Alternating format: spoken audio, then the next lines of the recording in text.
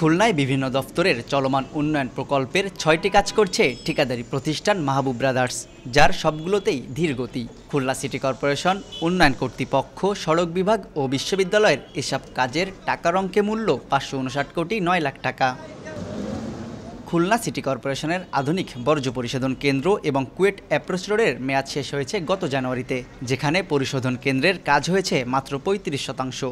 আর approach রোডের সড়ক সংস্কার শুরুই হয়নি, চলছে ড্রেন নির্মাণ। প্রতিষ্ঠানটি নগরীর কেডিএ বিপণী বিতান নির্মাণ কাজ শুরু করে গত বছর, যা চলতি বছর শেষ হওয়ার কথা থাকলেও কাজ হয়েছে মাত্র ৩০%। অপরদিকে খুলনা বিশ্ববিদ্যালয়ের টেসি ভবন নির্মাণ কাজও শেষ হওয়ার কথা ছিল গত এপ্রিলে।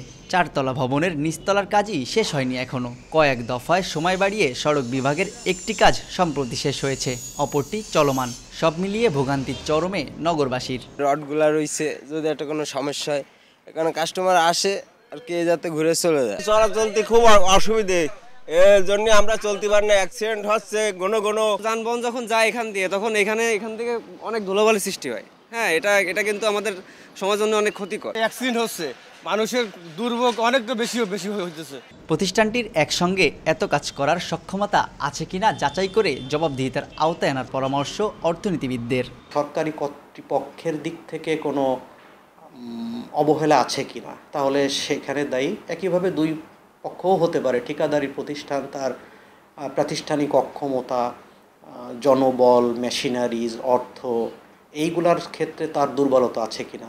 কাজের এমন ধীরগতিতে অসন্তোষ দফতরগুলোরও। বারবার তাদেরকে তাগিদ দেওয়া হয়েছে এবং চিঠি দিয়ে তাদেরকে অবগত করা হয়েছে যে তোমাদের কাজের প্রতি আমরা সন্তুষ্ট না, তোমাদের কাজকে বেগবান করো, তাহা নাহলে তোমাদের প্রতি আইনানুগ ব্যবস্থা নেওয়া হবে। আশা করতেছি এই টাইমের মধ্যে কাজটা শেষ করতে পারবো এবং আমরা আশা করব ঠিকাদারের আরও অ্যাক্টিভ হওয়ার জন্য, যাতে সে দ্রুত কাজটা শেষ করতে পারে।